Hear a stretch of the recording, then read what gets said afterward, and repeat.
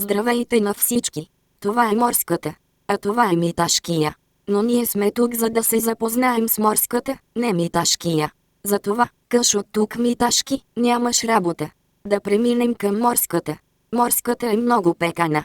Който я познава, няма какво друго да каже за нея. Тя е личност от съвременната арт-култура, тя пее, рисува, че даже и пише стихотворения. Но морската си пада и малко простак. Но това е допустимо, все пак морската е генгста. Тя е деец на културата. Тя се грижи за днешната младеж, като ги подтиква към създаване на поколение с думите и БТС. Обича да напипва телефони, а нейни крилати фрази са "ша си попеем, ша си попием, ша си попътуваме". Морската обожава да си бара книгите, докато се осамотява в домашната библиотека.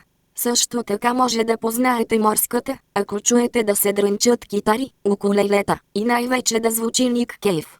Тя обича да чете книги в неоправеното си легло и през същото време някак си да стои във Фейсбук, но това си е нейна работа.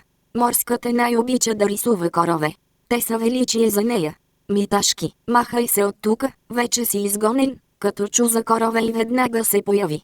Между другото, морската гледам избяга някъде, явно се е изплашила от Миташкия, щото е опасен, или е отишла да пише поредното стихотворение за смъртта на поета. Ами, това е тя, морската. Чао!